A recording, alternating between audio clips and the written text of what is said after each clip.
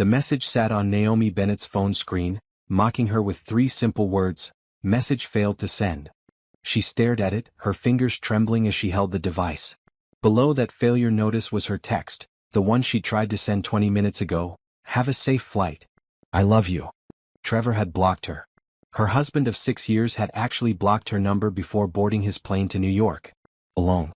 Naomi sat on the edge of their bed in their Atlanta apartment, sunlight streaming through the white curtains, making the room almost too bright for the darkness spreading through her chest. She wore a green cotton dress she'd put on this morning, thinking maybe today would be different. Maybe today he'd look at her the way he used to. The conversation from last night replayed in her mind like a cruel recording she couldn't stop. "I need space, Naomi." Trevor had said it while packing his suitcase, not even looking at her. He folded a blue shirt with careful precision, as if the creases mattered more than her feelings. "Space? We live together. How much more space do you need?" She tried to keep her voice steady, tried not to sound desperate. "I'm taking a vacation. Solo. Just me. I need to think." "Think about what?" "About us." He'd finally looked at her then, his brown eyes flat and distant. "I just need time away from this. From everything. From you asking me questions all the time. Trevor, I barely see you anymore. You work late every night. You don't talk to me. When I try to make plans, you cancel. What's happening to us?" This is what's happening. You're always pushing, always needing something from me. I can't breathe." The words had felt like a slap. She'd stepped back, actually physically stepped backward as if he'd raised his hand. "So you're going to New York? For how long?" "A week. Maybe more. I don't know. I'll figure it out when I'm there. Can I at least call you? Text you?" He'd zipped his suitcase with a sharp sound. "I'd rather you didn't. That's the whole point. Space means space, Naomi." She'd stood there in their bedroom, the same room where they'd made love, made plans, made promises, and watched him walk out with his rolling suitcase at 5 in the morning. He hadn't kissed her goodbye. Hadn't even touched her. Now, 6 hours later, she sat with a failed text message and the crushing realization that her husband had blocked her phone number. Naomi looked around the bedroom. Everything was so neat, so perfect. The cream-colored walls held their wedding photos, images of 2 people who looked happy, in love, certain of their future. The blue comforter on the bed was the one they'd picked out together 3 years ago. Her graphic design sketches were stacked on her desk near the window, projects she'd been excited to show Trevor before he stopped caring about her work. When had it started? When had Trevor stopped loving her? She thought back over the past year. The signs had been there, hadn't they? The way he started working later and later. The way he stopped asking about her day. The canceled dinner reservations. The time she dressed up in a red dress, his favorite color, and he'd barely noticed. The growing silence between them that felt like an ocean she couldn't cross. 3 months ago, she'd suggested they take a trip together. He'd said he was too busy. 2 months ago, she planned a special dinner for his birthday. He'd come home 4 hours late, said he forgot. Last month, she tried to initiate intimacy and he turned away, claiming exhaustion. She'd blamed herself. Maybe she wasn't attractive enough anymore. Maybe she was too needy, too boring. Maybe if she just gave him space, tried harder, complained less, he'd come back to her. But now he'd gone to New York. Blocked her number. Told her not to contact him. Naomi's phone buzzed. For one desperate second, her heart leaped. Maybe it was Trevor, unblocking her, apologizing, saying he'd made a mistake. But it was just an email notification. A client asking about logo designs. She dropped the phone onto the bed and pressed her hands against her face. Her wedding ring caught the sunlight, the small diamond glinting. She'd been so happy the day he'd proposed. They'd been at the botanical gardens, surrounded by flowers and sunshine, and he'd gotten down on one knee and promised her forever. Forever. The word tasted bitter now. Naomi stood up and walked to the window. Outside, the Atlanta summer sun blazed bright and hot. People walked down the street below, going about their lives. Normal lives. Lives where their husbands didn't block them and flee to another city. She caught her reflection in the mirror near the closet. She barely recognized herself. Her natural curly hair was pulled back in a messy bun. Her warm brown skin looked dull, exhausted. The green dress hung loose on her frame. When had she stopped taking care of herself? When had she become this woman who begged for crumbs of attention from a man who clearly didn't want her anymore? Her phone sat on the bed, screen dark. She picked it up again, scrolled through their text history. The messages from the past few months were mostly from her. Dinner at 7? How was your day? I miss you. Are you coming home tonight? His responses were brief, dismissive. Working late. Fine. Busy. Don't wait up. How had she not seen it? How had she convinced herself that this was normal, that marriages went through rough patches, that if she just held on, things would get better? The apartment felt too quiet. Usually Trevor's presence filled it, even when he was being distant. The sound of his laptop keyboard clicking as he worked on architectural designs. The coffee maker he used every morning. The TV he watched late at night when he didn't want to come to bed. Now it was just her and the silence and the failed text message on her phone. Naomi sat back down on the bed, pulling her knees to her chest. The green fabric of her dress bunched around her legs. She thought about calling her sister Brenda, but what would she say? My husband blocked me and went on vacation without me, and I don't know what to do? It sounded pathetic. She sounded pathetic. Maybe Trevor was right. Maybe she was too much. Too needy. Too clingy. Maybe she'd driven him away with her constant questions, her desire for connection, her foolish belief that married people should actually talk to each other and spend time together. The tears came then, hot and bitter, sliding down her cheeks and dampening the collar of her green dress. She cried quietly, the way she'd learned to cry over the past few months. Quiet tears that wouldn't disturb Trevor, wouldn't make him feel guilty, wouldn't give him another reason to pull away. But Trevor wasn't here. He was on a plane to New York, his phone set to block any message from his wife. He was free from her at least for a week. Maybe longer. Maybe forever. That thought made her stomach twist. Maybe this wasn't just a vacation. Maybe this was the beginning of the end.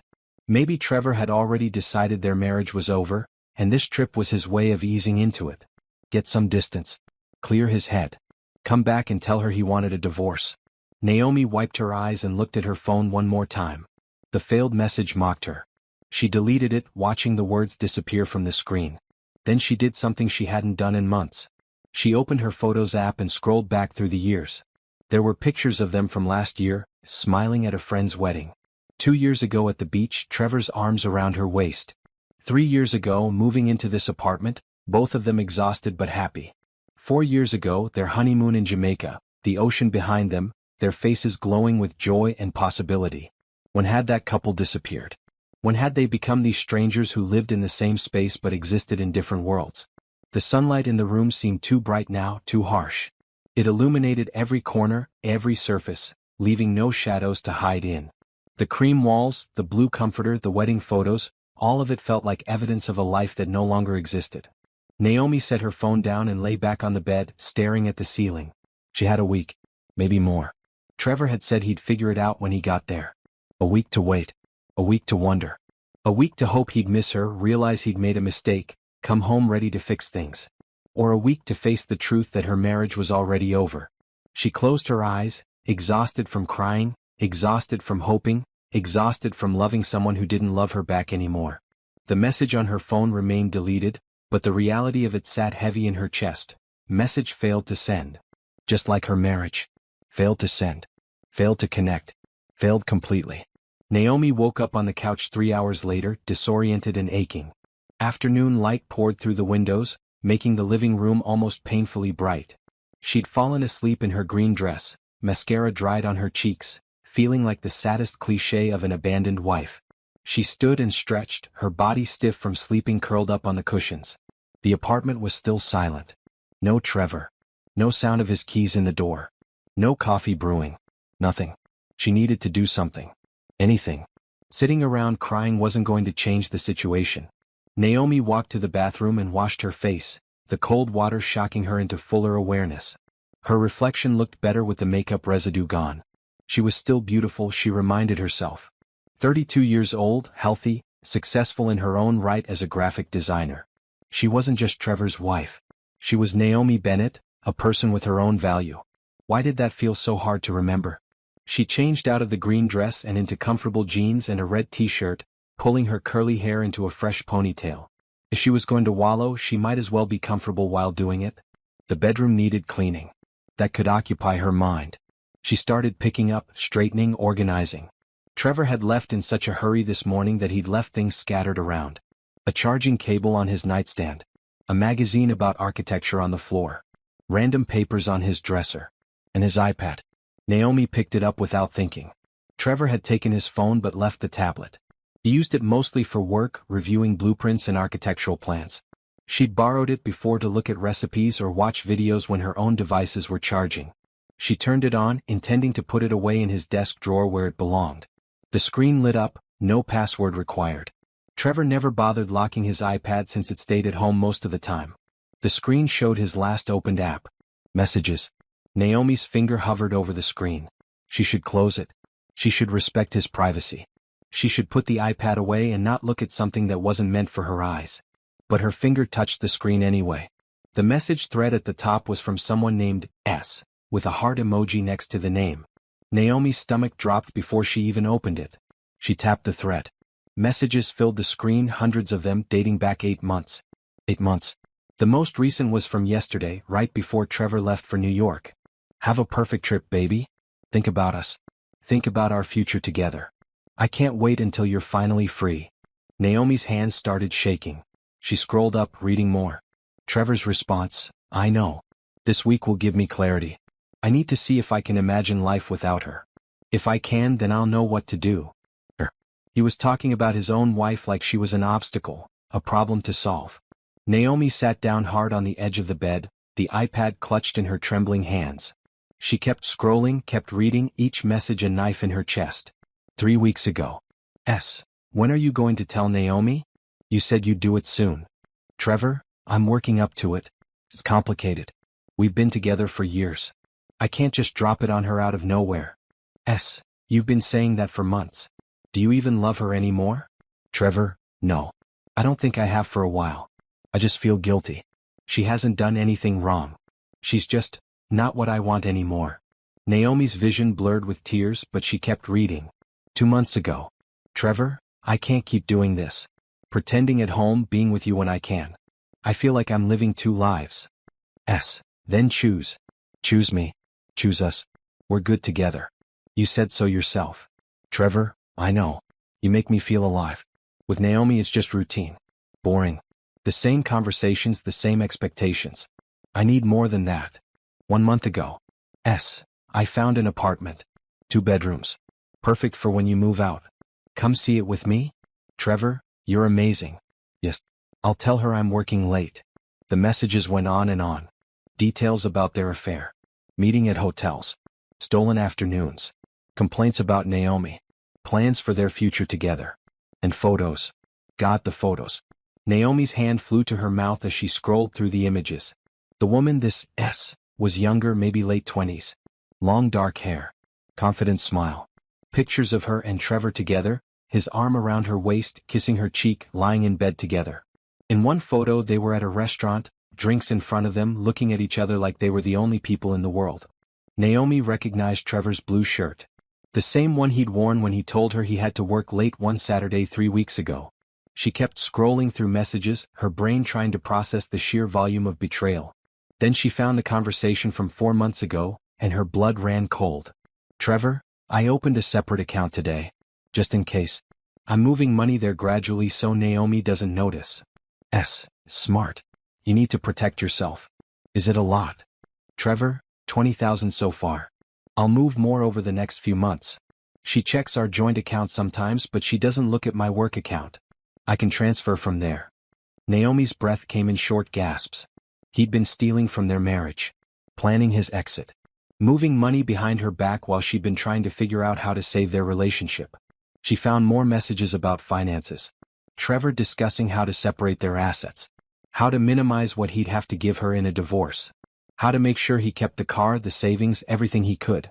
I don't want to lose everything because of a mistake I made 6 years ago, he'd written. A mistake. Their marriage. 6 years together. A mistake. Naomi dropped the iPad onto the bed and ran to the bathroom. She made it just in time before she threw up, her body rejecting the reality of what she'd discovered. She knelt on the cold tile floor, the bright overhead light making her squint. Her red shirt was twisted around her torso. Her hands gripped the edge of the toilet. She'd never felt so small, so stupid, so completely demolished. 8 months. He'd been cheating on her for 8 months. While she'd been blaming herself, trying harder, wearing pretty dresses to get his attention, he'd been with another woman. Planning a future without her. Stealing money from their accounts. All those late nights at work. All those canceled plans. All those times he'd been distant, irritable, unavailable. It hadn't been about work or stress or needing space. He'd been with someone else. Naomi stood on shaky legs and washed her face again, rinsed her mouth. She looked at herself in the mirror. Her brown eyes were red from crying. Her skin looked gray despite the harsh bathroom lighting. Who was she kidding? She wasn't beautiful. She wasn't enough. If she were enough, Trevor wouldn't have needed someone else. No. The thought came hard and fast. No. This wasn't about her not being enough. This was about Trevor being a liar and a cheat. This was about him making vows and breaking them. This was about him being too cowardly to end things honestly, so he'd snuck around instead. Naomi walked back to the bedroom and picked up the iPad again. She needed to know everything. Every detail. Every lie. She found the woman's full name in an earlier message, Sienna Hayes. She found where they'd met, at a conference Trevor attended for work. 8 months and 2 weeks ago to be exact. She found messages where Trevor complained about everything. About Naomi wanting to spend time together. About her asking how his day was. About her cooking dinner and expecting him to eat it with her. About her existing in his space and having the audacity to want a real marriage. She found messages where he called her boring, plain, too simple. Where he said Sienna was exciting, adventurous, spontaneous. Where he said being with Sienna felt like being alive again. And she found the messages about this trip to New York. So this is it? You're going away to think about whether you want to be with me or stay with her? Trevor, I need to see if I can do it. If I can actually walk away from my marriage. It's a big step. This week alone will help me figure out what I really want. And if you decide you want me, Trevor, then I'll come back and end things with Naomi. I'll tell her it's over. I'll move out. We can start our life together. And if you decide you want to stay with her, Trevor, then I guess we'll have to end this. But honestly, I don't think that's what I'll choose. I just need time to be sure. The messages were from 2 days ago. Right before Trevor started packing. Right before he told Naomi he needed space. This whole trip, this entire cruel gesture of blocking her and leaving her alone, it wasn't about thinking. It was a test. Trevor was testing himself to see if he could live without his wife. And based on everything else she'd read, he'd already decided the answer was yes. Naomi's sadness hardened into something else. Something sharper. Anger. No, not just anger. Rage. A cold, clear fury that burned away the tears and the self-doubt. She took screenshots. Every message. Every photo. Every conversation about money and plans and betrayal. She sent them all to her own email, creating a detailed record of everything. Then she looked at the time. It was 4 in the afternoon. Trevor had been gone for 11 hours. He'd be in New York by now, probably settling into his hotel, probably texting Sienna about how free he felt. Naomi had 6 more days before he came back. Maybe longer. 6 days to wait for him to decide her fate. 6 days to sit in this apartment like a pathetic fool, hoping her cheating husband would choose her over his mistress. Or she could choose herself. The thought crystallized in her mind, sharp and clear. She didn't have to wait for Trevor to decide. She didn't have to sit here hoping and praying that he'd realize what he was giving up. She didn't have to compete with Sienna Hayes for her own husband's attention. She could leave first. Naomi stood up, the iPad still in her hand. She walked to the window and looked out at the bright Atlanta afternoon. The sun was still high, the sky clear and blue. She thought about her grandmother, who'd raised her after her parents died when she was young. Grandma Ruth had been strong, fierce, uncompromising. She'd told Naomi something when she was 16, after a boy had broken her heart. Baby girl, never beg anyone to stay. Never make yourself small to fit into someone else's life. If they don't see your value, that's their blindness, not your flaw. You walk away with your head high. Naomi had forgotten that advice somewhere along the way. She'd spent months making herself smaller, quieter, less demanding, trying to be whatever Trevor wanted.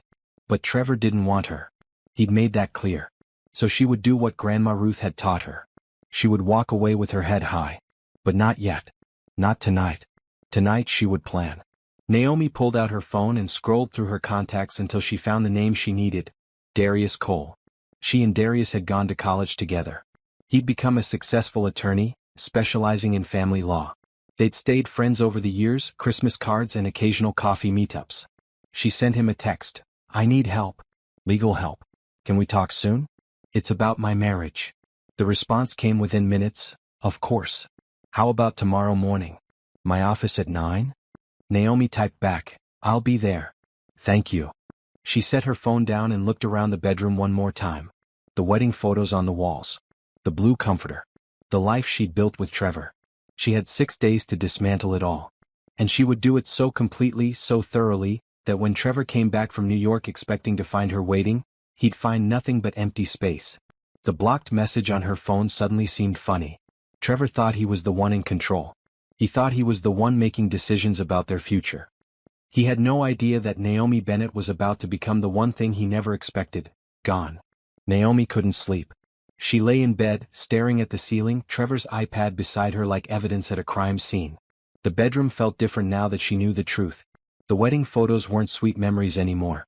They were lies captured in frames. At 2:07 a.m. she gave up on sleep. She grabbed her phone and called the one person who would answer at this hour. Hello?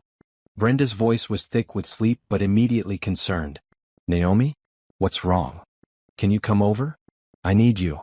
I'm on my way. 25 minutes later, Naomi heard keys in the door.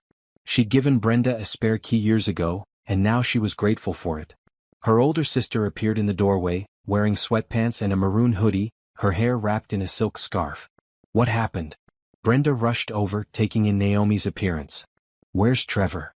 New York. He went on vacation. Without me. Naomi's voice cracked. Brenda, he's having an affair. What? Naomi handed her the iPad. Read it. All of it. I found everything. Brenda sat down on the couch, the bright lamp beside her illuminating her face as she scrolled through the messages. Naomi watched her sister's expression change from confusion to shock to fury. 8 months.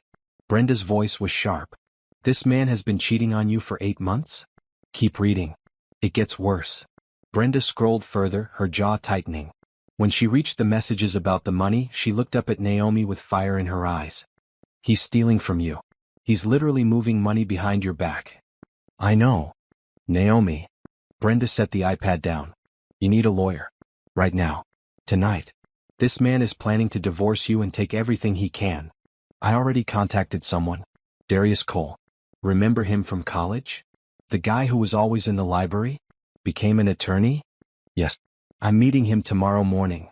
Brenda stood up and started pacing, her hands gesturing as she talked. Okay. Good. That's good. What else? What's your plan? I don't know yet. I found out today. He blocked my phone number before he left. I tried to text him and couldn't. That's when I found the iPad. He blocked you. Brenda's voice rose. He blocked his own wife? He said he needed space. Turns out he needed space to figure out if he wants to be with her or stay with me. Brenda sat back down, took Naomi's hands. Listen to me. You remember what Grandma Ruth used to say? Naomi's eyes filled with tears. Never beg anyone to stay. That's right. And you're not going to beg Trevor. You're not going to wait around for him to decide if you're good enough. You're going to take control of this situation. How? First, you're going to meet with Darius tomorrow and find out your legal options. Second, you're going to protect your money. Third. Brenda paused, a fierce look crossing her face. Third, you're going to disappear before Trevor comes back. Disappear?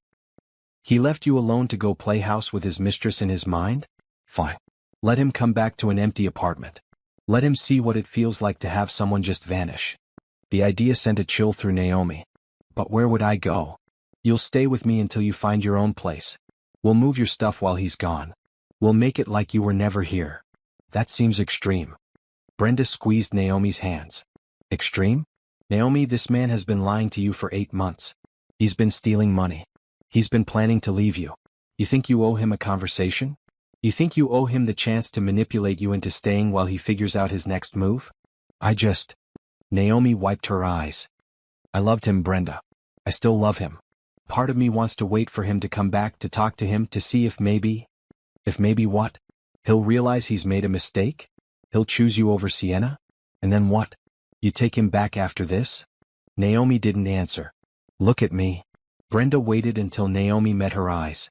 Even if Trevor came back tomorrow and begged for forgiveness, even if he ended things with Sienna right now, could you ever trust him again? I don't know. Yes, you do. You know the answer. You'd always wonder where he was, who he was texting, if he was telling the truth. You'd check his phone, question every late night at work, live in constant fear of it happening again. That's not a marriage. That's a prison. Naomi knew Brenda was right.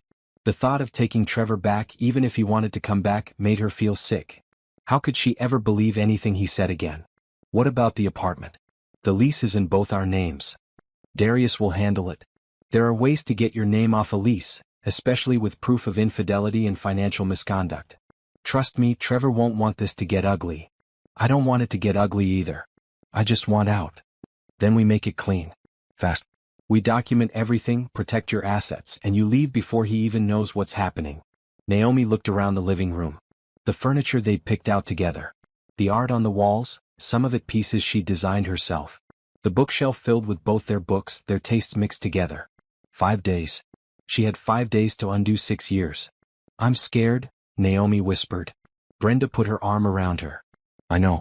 But you're stronger than you think. You built a successful career on your own. You've survived losing mom and dad, losing Grandma Ruth. You'll survive this too. What if I can't do it? What if I fall apart? Then you fall apart. And I'll be right there to pick you up. That's what sisters do. They sat together on the couch, the apartment silent around them. Outside, Atlanta slept, unaware of the life falling apart inside this 4th-floor unit. Tell me about her, Brenda said quietly. The other woman. Sienna. She's younger. Prettier. More exciting apparently. Stop. Don't do that to yourself. He said I was boring. Plain. Too simple. He's an idiot who doesn't deserve you. Then why does it hurt so much? Brenda didn't have an answer for that. They sat in silence and eventually, Naomi rested her head on her sister's shoulder. What do I do tomorrow? Naomi asked. After I meet with Darius? You start the process. File separation papers. Document the affair. Protect your money. And we start moving your stuff out little by little. He'll notice if things disappear. He won't be back for 5 more days. We can move almost everything in that time. Besides, men never notice details. He probably couldn't tell you what color the couch is. Naomi laughed despite herself. It's blue. See? You notice. He doesn't. They talked until dawn broke over Atlanta, painting the sky in shades of pink and orange through the windows. The bright morning light felt like a new beginning, even though Naomi's heart was shattered. At 7, Brenda made coffee. They sat at the kitchen table, the same table where Naomi had eaten breakfast with Trevor thousands of times. I need to call Paula, Naomi said suddenly. My business partner. I need to tell her what's happening. Good idea. She'll support you. She's always been Team Naomi. At 8, Naomi showered and dressed carefully in gray slacks and a blue blouse. Professional. Put together. She looked at herself in the bathroom mirror and tried to see the strong woman Brenda insisted she was. All she saw was someone broken. But maybe broken things could be fixed. Or replaced. Or rebuilt into something entirely new. At 8:45, Naomi and Brenda drove to Darius Cole's office downtown. The building was sleek and modern, all glass and steel reflecting the morning sun. Darius met them in his office, which had a view of the city skyline. He looked the same as Naomi remembered, maybe a bit older, his hairline slightly receded, but the same kind eyes behind his glasses. Naomi. He hugged her briefly. I'm sorry you're going through this. Thank you for seeing me so quickly. Of course. Tell me everything. Naomi did. She showed him the screenshots she'd saved from Trevor's iPad. She explained about the blocked phone number, the solo vacation, the 8-month affair. She told him about the money Trevor had been moving. Darius took notes, his expression growing grimmer with each detail. This is bad, he said finally. But it's also very good for you legally speaking. He's left a clear paper trail. The messages prove adultery. The financial transfers prove he was preparing to leave. You have leverage. I don't want leverage. I just want out. I understand. But in divorce proceedings, leverage matters. It determines what you walk away with. He leaned forward. Naomi, I need to ask you something important. What do you want from this divorce? I want it to be over. I want to move on with my life. Okay, but specifically, do you want the apartment? Do you want spousal support? Do you want a portion of his retirement accounts? Do you want him to pay for the lawyer fees? Naomi hadn't thought that far ahead. She looked at Brenda, who nodded encouragingly. I want what's fair. I want my money back, the money I contributed. I want my things. I don't want the apartment because I don't want to live there anymore. I don't need spousal support because I make my own money. I just want a clean break. Then that's what we'll fight for. A clean, fair break. Darius typed on his computer. I'm going to draft separation papers today. I'll file them tomorrow. You'll be legally separated within the week. that fast. When there's documented adultery and financial misconduct, yes, it can move very quickly. Especially if you're not fighting over assets. What happens when Trevor finds out? His attorney will contact him. He'll have a chance to respond. But Naomi, given what you've shown me, I don't think he'll fight this. He's already planning to leave. You're just beating him to it. The words settled over her. She was beating him to it. She was leaving first. It felt powerful and terrifying at the same time. They spent another hour going over details. Darius explained the legal process, what documents she needed, how to protect her bank accounts. He gave her homework: gather financial records, document all joint assets, list everything she wanted to take from the apartment. When they left his office, Naomi felt both exhausted and energized. She had a plan. She had help. She had a way forward. Brenda drove them to her house, a small bungalow in a quiet neighborhood. "You're staying here tonight," she announced. "No arguments. I should go back to the apartment. I have work to do there. Tomorrow. Today you rest. You process. You let yourself feel whatever you're feeling without being in that space where he betrayed you." Naomi couldn't argue with that logic. That evening, sitting on Brenda's back porch, watching the sun set in brilliant oranges and purples, Naomi called Paula. "Hey girl," Paula answered cheerfully. "What's up? Are you sitting down?" Naomi told her everything. Paula listened without interrupting, and when Naomi finished, there was a long silence. "I'm going to kill him," Paula said finally. "Please don't. I need you not in jail." "Naomi, I'm so sorry. I knew something was off with him lately, but I never thought, an affair. God, 8 months. I know. What can I do? How can I help? Actually, I have an idea. Remember how we always talked about starting our own design firm? Just you and me? Of course. We've been talking about that for years. I think now's the time. I need a fresh start. I need something that's completely mine. Will you do it with me?" Paula didn't hesitate. "Yes, absolutely yes. Let's build something amazing." They talked for another hour, making plans, dreaming about their business. For the first time all day, Naomi felt something other than pain. She felt hope.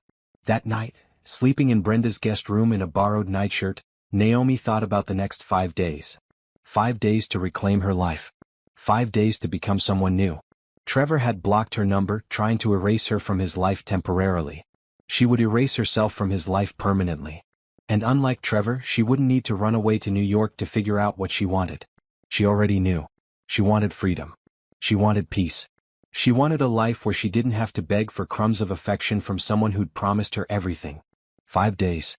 The countdown had begun. Day 1 began at sunrise. Naomi stood in the apartment she'd shared with Trevor, a notepad in her hand and determination in her chest. Brenda was beside her, and Paula had arrived with coffee in boxes. "Okay," Paula said, setting down 3 large cups. "What's the plan?" Naomi looked around the living room. In the bright morning light streaming through the windows, everything looked so normal. So innocent. As if this space hadn't housed lies and betrayal for 8 months. "First, I'm photographing everything. Every room. Every piece of furniture. Every item that belongs to me. Documentation." "Smart," Brenda nodded. "In case he claims you took things that were his." Naomi spent the next hour walking through the apartment with her phone, taking pictures. The blue couch in the living room, which she'd bought with her own money. Her desk by the window where she worked on design projects. Her grandmother's quilt folded on a chair. The kitchen table they'd purchased together. The bedroom furniture, also a joint purchase. She photographed everything, creating a detailed record. Then she made lists. Items to take. Items to leave. Items that were joint purchases that she didn't care about anymore. "The TV." Brenda pointed. "Leave it. I'll buy a new one." "The coffee maker?" "Leave it. I never liked that one anyway." "Your clothes?" "All of them. Every single thing." They worked methodically. Naomi went through her closet, pulling out dresses, shirts, pants, shoes. She had more clothes than she'd realized. The green dress from 2 days ago when everything fell apart. A red sundress she'd worn on their anniversary last year, when Trevor had barely looked at her. A blue blazer she wore for client meetings. "Pack all of it," she told Paula, who was folding items into boxes with care. In the bathroom, Naomi gathered her toiletries, makeup, skincare products. She left behind anything Trevor had given her. The expensive perfume he'd bought for her birthday. The robe he'd gifted her last Christmas. All of it stayed. She only wanted things that were hers, purchased by her, chosen by her. Next came her office supplies and design materials. Sketch pads, drawing tablets, her laptop, external hard drives with all her work files. She packed them carefully, making sure nothing was damaged. What about the wedding album? Brenda held up the white leather book from a shelf. Naomi looked at it for a long moment. Inside were photos of the happiest day of her life. Or what she thought was the happiest day. Now those images felt like evidence of her own naivety. Leave it. I don't want to look at those pictures ever again. You sure? I'm sure. By noon they had filled 10 boxes. They loaded them into Brenda's SUV and Paula's sedan, making the first trip to a storage unit Brenda had rented under her own name. The unit was climate-controlled, secure, and most importantly, somewhere Trevor would never find. They made 3 more trips that day, working steadily, stopping only for sandwiches Paula picked up from a deli. By evening, Naomi's personal belongings were gone from the apartment. Her clothes, her books, her art supplies, her grandmother's quilt, her kitchen items, everything that mattered to her. What remained looked sparse but not alarming. The furniture was still there. Trevor's things were untouched. To a casual observer, it might look like Naomi had just done some spring cleaning. But she knew the truth. She was erasing herself from this space, one box at a time. Day 1 complete, Paula announced, collapsing on the blue couch. How are you feeling? Exhausted. But good. This feels right. You're incredibly strong, you know that? Paula looked at her with admiration. Most people would be falling apart. I fell apart yesterday. Today I'm taking action. Brenda ordered dinner, and they ate sitting on the floor since most of the kitchen chairs had been cleared. Tomorrow, Brenda would arrange for movers to come for the furniture Naomi wanted. That night, Naomi slept at Brenda's house again. She was too tired to dream. Day 2 started with a phone call from Darius. Papers are filed, he said. You're officially separated as of this morning. Trevor's attorney will be notified by end of day. What happens then? Trevor will find out. He'll probably try to contact you. Block his number if you haven't already. Don't engage.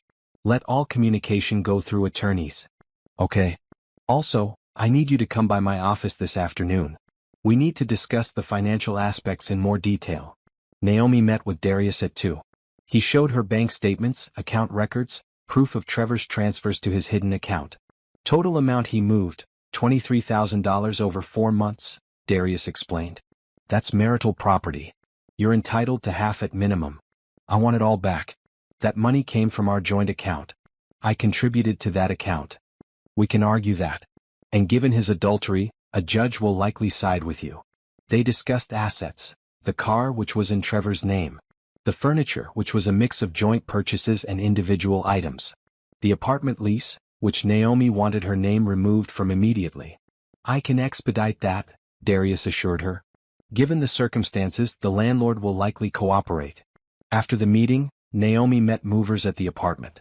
Professional men who didn't ask questions, just loaded furniture onto their truck according to her instructions. The blue couch went. The desk by the window. The kitchen table and chairs. 2 bookshelves. Her dresser. Everything that was hers or that she'd contributed money toward. By evening the apartment looked bare. Hollow. The wedding photos still hung on the walls, but the furniture beneath them was gone. Trevor's stuff remained, his chair, his desk, his side of the bedroom, but Naomi's presence was vanishing. Paula helped her clean, wiping down surfaces, vacuuming, leaving no trace of the moving process. He's going to freak out when he sees this, Paula said. Good. Day 3 brought apartment hunting.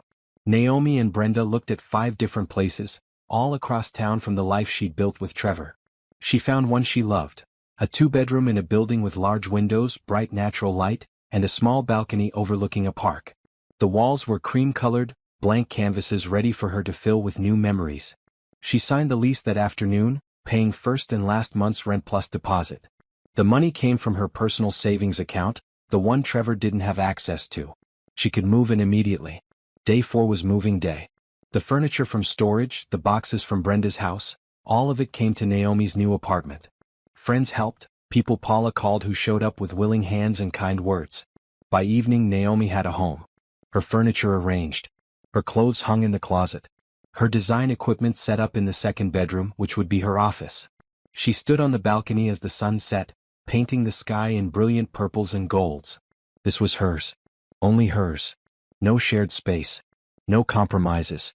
No lies. I'm proud of you, Brenda said, joining her on the balcony. Look what you did in 4 days.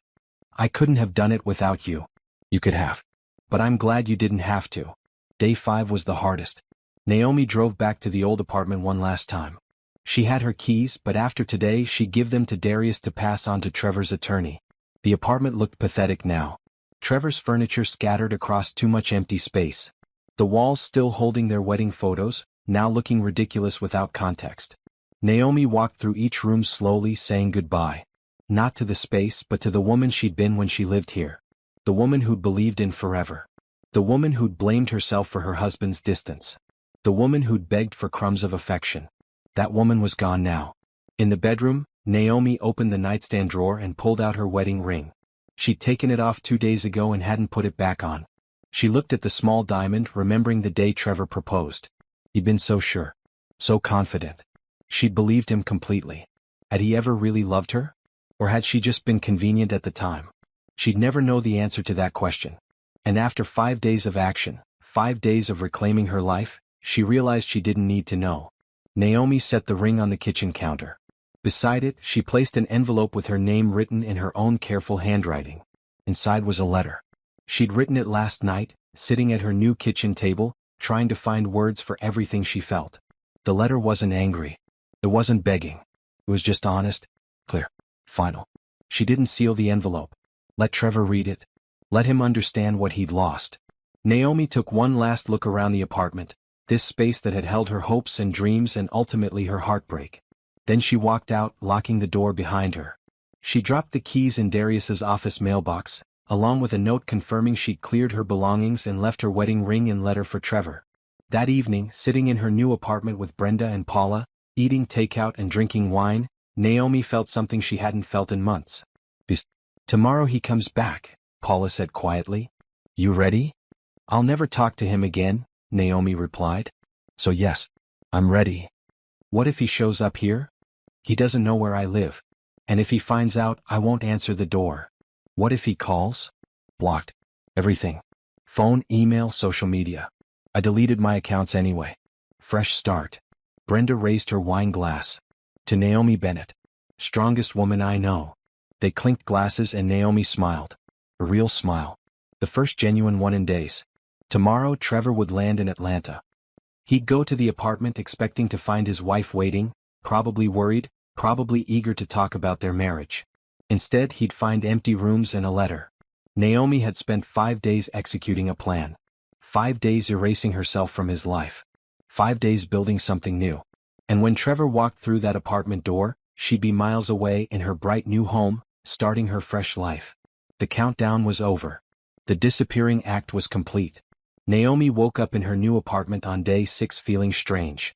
Today was the day Trevor would return from New York. Today he'd discover everything. She made coffee in her new kitchen, the morning sun streaming through windows that faced east. Everything here was bright, clean, untouched by the past. Her red mug felt warm in her hands as she sat on her balcony, watching the park below come to life. Her phone was different now. New number which only Brenda, Paula, and Darius knew. Old number disconnected. Trevor couldn't reach her even if he tried. She wondered what time his flight landed. She wondered what he'd think when he walked into the apartment. Would he notice immediately? Or would it take him a moment to register that something was wrong? Last night, lying in bed in her new room, Naomi had thought about the letter she'd left. She debated writing it at all. Part of her wanted to just disappear without explanation, the way he'd blocked her without warning. But she wasn't Trevor. She wasn't cruel. She wasn't a coward. The letter had taken 3 drafts before she got it right.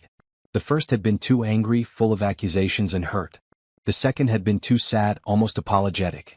The third, the one she'd left on the counter, was simple and true. She remembered every word. Trevor, by the time you read this I'll be gone. Completely. My things are moved out, my name is off the lease and I've filed separation papers. Your attorney has been notified. I found the messages on your iPad. All of them. 8 months worth. I know about Sienna Hayes. I know about the money you've been hiding. I know about your plans to leave me. I know everything. You blocked my number before you left for New York because you needed space to think. You wanted to test yourself to see if you could imagine life without me. You wanted to decide if you should stay with your wife or be with your girlfriend. I'm saving you the trouble of deciding. It's over. I'm choosing it to be over. I won't sit around waiting for you to pick me. I won't compete with another woman for my own husband's affection. I won't spend one more day wondering why I'm not enough, because I finally understand. This isn't about me not being enough. This is about you being dishonest, disloyal, and cruel. You complained to Sienna that I was boring, plain, too simple. You said being with me felt like routine, like obligation. You said I asked too many questions, wanted too much time with you, made you feel suffocated. All I ever wanted was a real marriage. Conversation. Connection. Time together. Apparently that was too much to ask. So I'm freeing you. You can have the life you wanted with Sienna. You can have your excitement, your adventure, your freedom from boring old me. And I'll have my self-respect. The separation papers include terms for splitting assets. Given your adultery and financial dishonesty, I suggest you accept them without contest. My attorney has all the evidence. Screenshots of every message, every photo, every conversation about hiding money from me. If you want this to be easy, you'll sign the papers.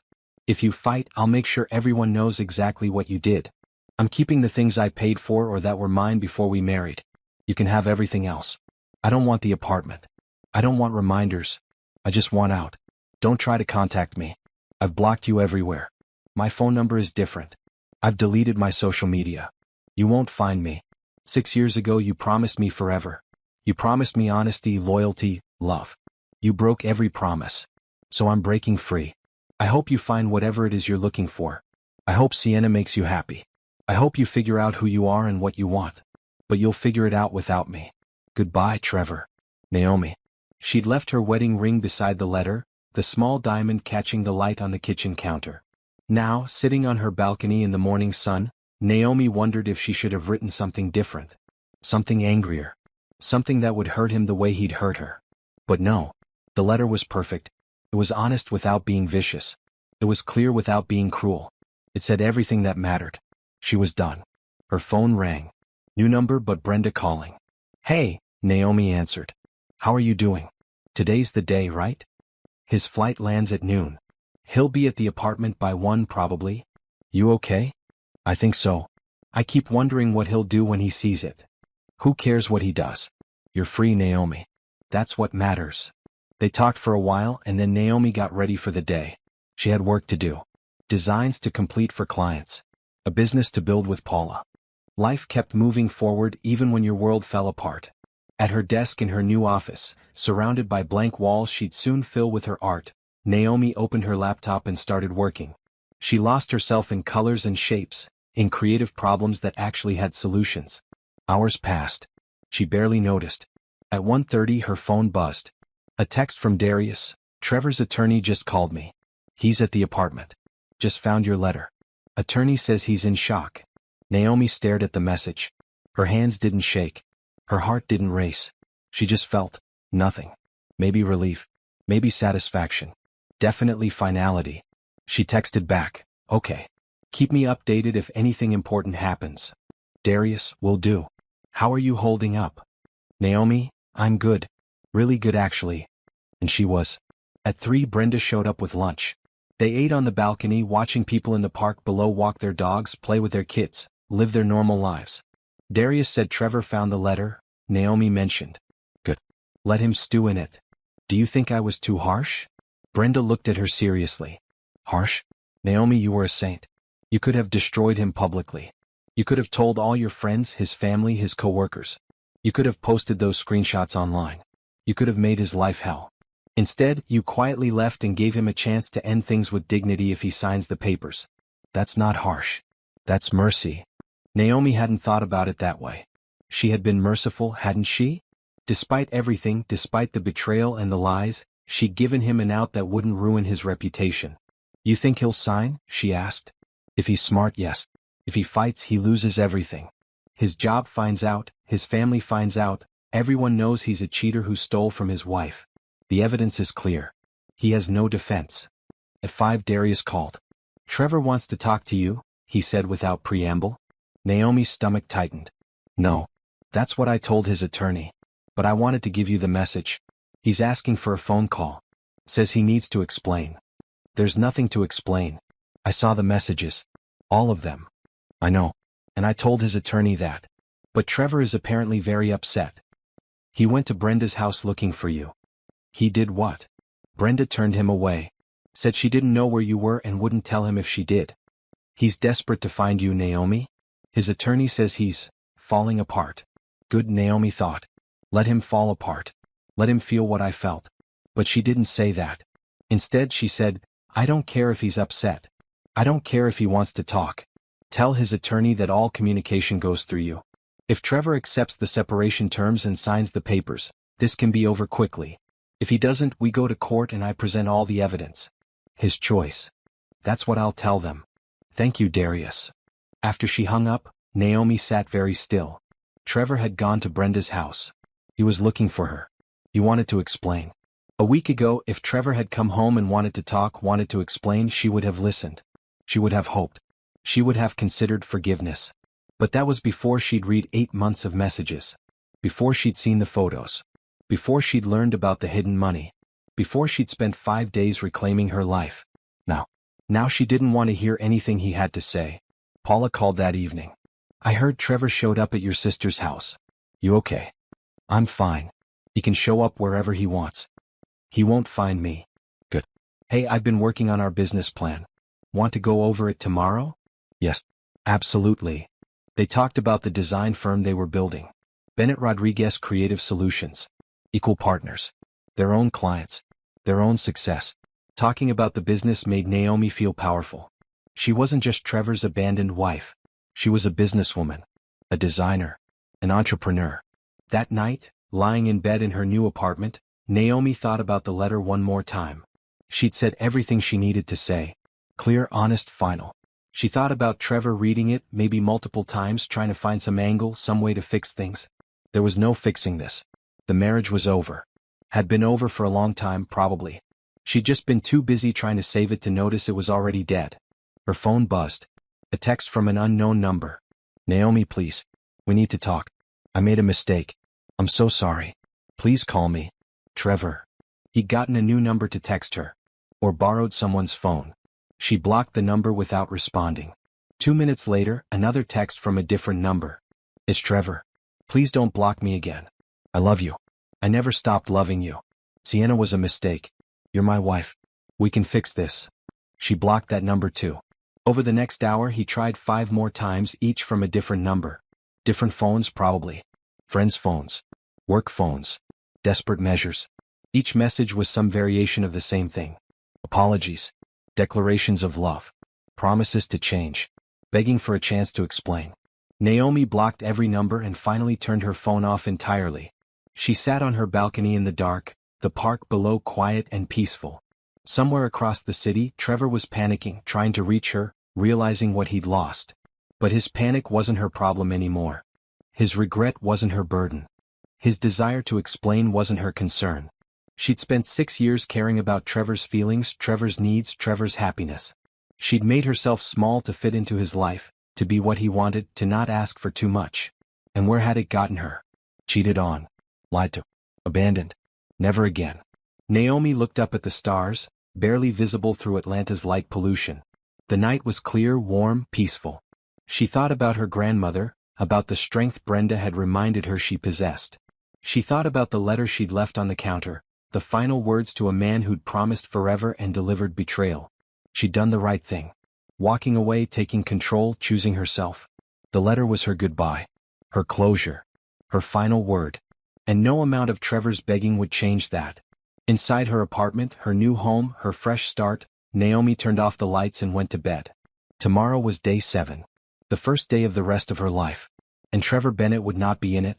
Trevor Bennett stood in the middle of his apartment, his suitcase still by the door, staring at empty space where furniture used to be. The blue couch was gone. The bookshelf was gone. The kitchen table was gone. Half the apartment was simply missing. He'd walked in 15 minutes ago, tired from his flight, thinking about his week in New York, his time testing himself to see if he could live without Naomi. The test had failed. Miserably. By day 3 in New York, he'd been miserable. The hotel room felt wrong. The city felt wrong. Everything felt wrong without Naomi in his life, even peripherally.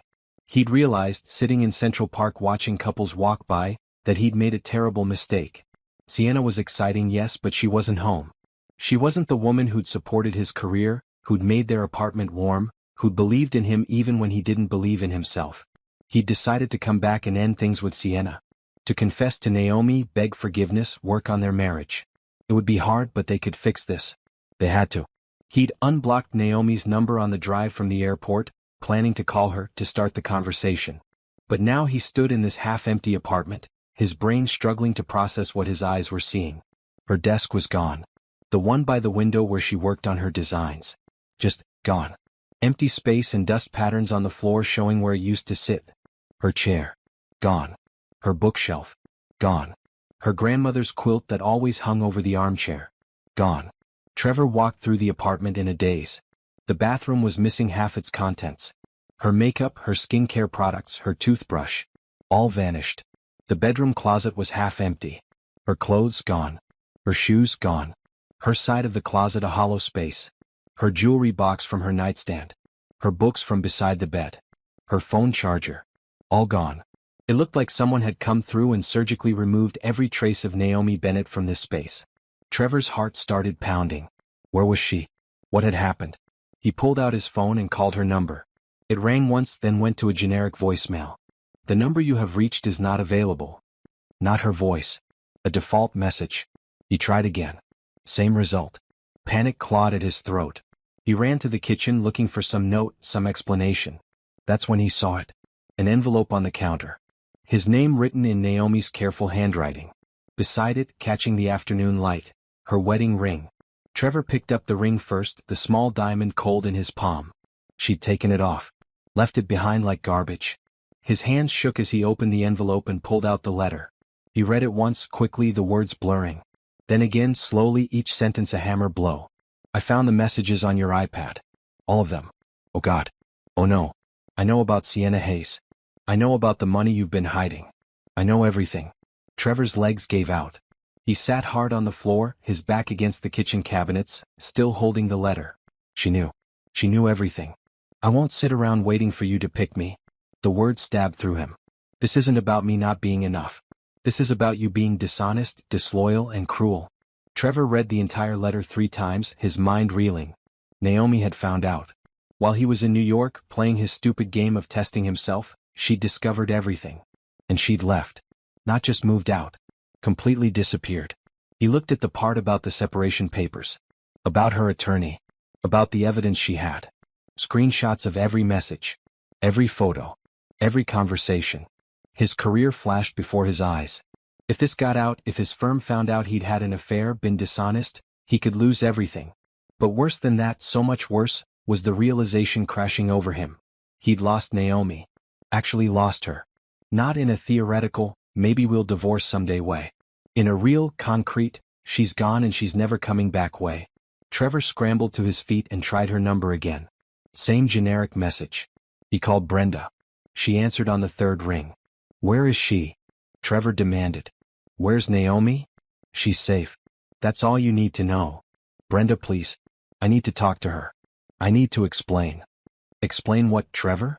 That you've been cheating on my sister for 8 months? That you stole money from your joint account? That you went to New York to test whether you wanted to stay married? I made a mistake. I know I did. But I love her. I realized it this week. I came back to fix things. Brenda laughed, a harsh sound. You came back to fix things? Trevor, you blocked your wife's phone number and left her alone for a week. You had an affair. You treated her like trash for months. And now you want to fix things? Where is she? None of your business. I have a right to know where my wife is. Soon-to-be ex-wife. She filed separation papers. Your attorney should have called you by now. Sign them, Trevor. Let her go. It's over. It's not over. We can work through this. No, you can't. She doesn't want to work through this. She wants out. Respect that. Respect her. For once in your life, put her needs before your own. Brenda hung up.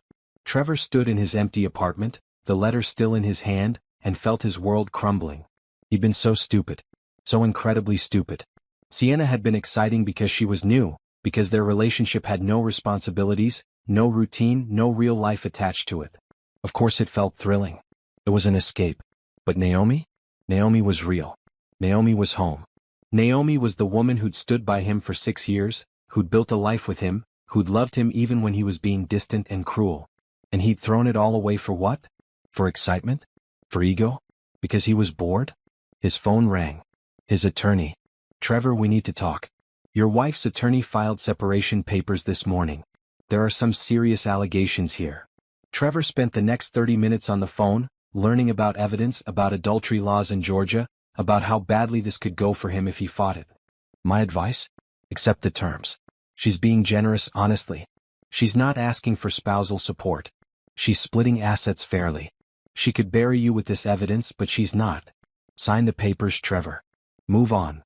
After hanging up, Trevor walked through the apartment again, seeing the empty spaces with new eyes.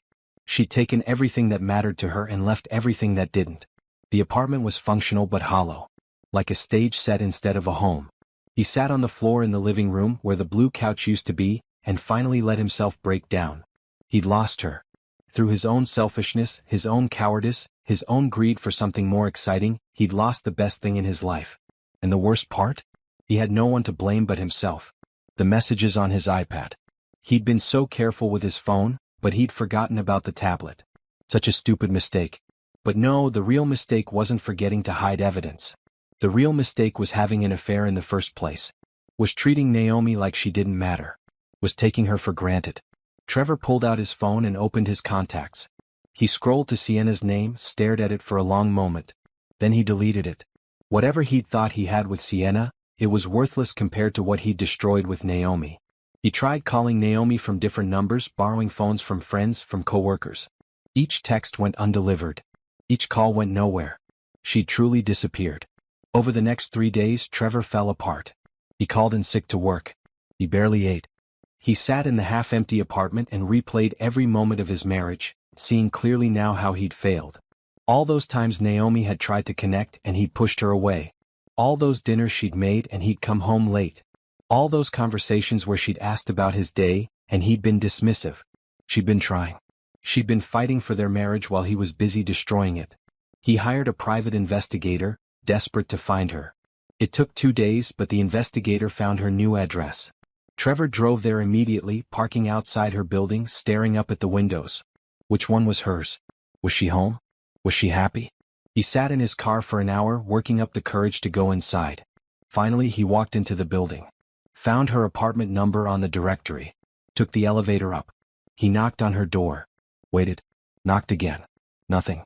He knocked a 3rd time, harder. Naomi? Please. I know you're in there. We need to talk. The door opened, but it wasn't Naomi. It was a man. Mid-30s, well-dressed, looking at Trevor with barely concealed disgust. Who are you? Trevor demanded. Darius Cole. Naomi's attorney. She's not here, and even if she were, she wouldn't talk to you. I need to see her. No, you don't. What you need to do is sign the separation papers and leave her alone. She's made her choice, Trevor. She's done with you. I love her. Darius stepped out into the hallway, closing the door behind him. You love her? You had an 8-month affair, planned to leave her, stole money from joint accounts, and blocked her phone number while you went on vacation to test yourself. That's not love, Trevor. That's cruelty. I made mistakes. I want to fix them. Too late. She's moved on. She has a new apartment, a new life, a new phone number. She's building a business, surrounding herself with people who actually care about her. She's happy, Trevor. For the first time in months, she's happy. And you will not ruin that by showing up here and making demands. I just want to talk to her. 5 minutes. She doesn't want to talk to you. Accept that. Sign the papers. Move on with your life. Let her move on with hers. Trevor looked at this man, this attorney who was protecting Naomi from him. The way Trevor should have protected her. The way a real husband would have. Is she okay? He asked quietly. She's better than okay. She's free. The word hit Trevor like a punch. Free. As in, free from him. Darius went back inside and closed the door, leaving Trevor standing in the hallway alone. He stood there for a long time, then finally walked back to his car. On the drive home, Trevor called his attorney. Send me the papers, he said. I'll sign them. You're sure? Yes, I'm sure. Give her whatever she wants. I'm not fighting this. That night, in his empty apartment, Trevor signed the separation papers. Every page. Every clause. Agreeing to everything. He'd lost Naomi.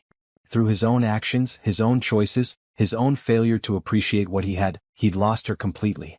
and there was nothing he could do to get her back. Week 1 after the return. Naomi Bennett sat in a bright conference room across from a potential client, her portfolio open on the table between them. The client, a woman in her 50s who owned a chain of bakeries, flipped through Naomi's designs with growing enthusiasm. "These are wonderful," the woman said. "Exactly the fresh modern look we need. When can you start?" "Immediately," Naomi replied with a smile. "My partner Paula and I can have initial concepts to you by next week."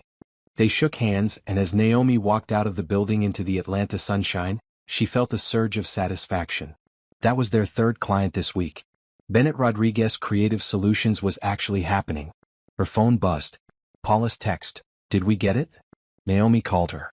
"We got it." She loved everything. Paula screamed with joy on the other end. "We're doing it. We're actually building this business." "We are." That evening, Naomi worked late at her home office, her desk positioned by the window where she could see the park below. The sun was setting, painting everything gold and orange, and she realized she hadn't thought about Trevor all day. Progress. Week 2. The divorce papers came through. Darius called with the news.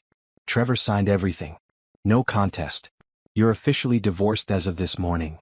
Naomi sat down on her couch, the news washing over her. "Divorced? Officially? Finally. That was fast," she said. "When there's documented adultery and both parties want it over, the process moves quickly. How are you feeling?" "Relief. Mostly relief." That night, Brenda came over with champagne and Chinese food. They sat on Naomi's balcony, celebrating her freedom. "To new beginnings," Brenda toasted. "To choosing myself," Naomi responded. They clinked glasses under the stars. Week 3. Naomi started therapy. Her therapist, Dr. Kim, was a warm woman in her 60s who listened without judgment as Naomi unpacked 6 years of marriage and 8 months of betrayal. "You're grieving," Dr. Kim explained. "Not just the relationship but the future you'd imagined. That's normal. Let yourself feel it. Some days I'm angry. Some days I'm sad. Some days I'm fine. Is that normal too?" "Absolutely. Healing isn't linear." Naomi appreciated the validation. She'd been feeling guilty about the days when she missed Trevor, when she remembered the good times and wondered if she'd given up too easily. "You didn't give up," Dr. Kim reminded her. "He gave up. He gave up every day for 8 months when he chose someone else. You just made the decision official." Week 4. Naomi ran into someone from her old life. A couple she and Trevor used to have dinner with occasionally. The woman, Michelle, spotted Naomi at a coffee shop and came over. "Naomi. Hi. How are you? We haven't seen you and Trevor in forever." Naomi took a breath. "Trevor and I are divorced, actually. It's been about a month now." Michelle's face fell. "Oh no. I'm so sorry. What happened?" "It just didn't work out." Naomi didn't elaborate. She didn't owe anyone the details of her pain. Michelle sensed her reluctance and changed the subject, and they chatted briefly about work before parting ways. Walking home, Naomi felt proud of herself. She'd handled that gracefully. No drama. No oversharing. Just simple honesty. Week 5. The nightmare started. Dreams where Trevor came back begging forgiveness. Dreams where she took him back and then discovered he was still cheating. Dreams where she was stuck in the old apartment, unable to leave, watching her life disappear piece by piece. She woke up gasping, her heart racing, her sheets tangled around her legs. "Just dreams," she whispered to herself in the dark. "Just processing. Just healing." But they scared her. They made her wonder if she'd ever fully get over this. Dr. Kim reassured her. "Your subconscious is working through trauma. The nightmares will fade as you heal. Give yourself time." Week 6. Paula suggested they celebrate their growing client list by going out. "Dancing. Drinks. Fun. You've been working nonstop. You deserve a break." Naomi hesitated. She hadn't been to a club or bar since before the divorce. The thought of being in a social setting felt overwhelming. But Paula was persistent. "Come on. Just a few hours. We'll have fun, I promise." So Naomi found herself at a nice bar downtown, wearing a red dress she'd bought specifically for this night. New dress, new life. The music was loud, the crowd energetic. Paula dragged her onto the dance floor, and despite herself, Naomi started having fun. Moving to the music, laughing with her best friend, feeling young and free and alive. A man asked her to dance. Nice-looking, polite smile. She almost said no, but Paula nodded encouragingly, so she said yes. They danced for one song. He was respectful, friendly. When it ended, he asked for her number. I'm not really dating right now, Naomi said honestly. Recent divorce. I understand. Well, if you change your mind. He handed her his card. Later, driving home, Naomi looked at the card. Part of her wanted to throw it away. But another part, a growing part, tucked it into her purse. Maybe not now. But someday. Someday she'd be ready. Week 8. Naomi stood in her office, surrounded by sketches and designs, and realized with sudden clarity, she was happy. Actually, genuinely happy. Bennett Rodriguez Creative Solutions had 6 steady clients now. They'd rented a small office space downtown, bright and modern with large windows. They'd hired an intern to help with administrative work. Naomi's bank account was healthy.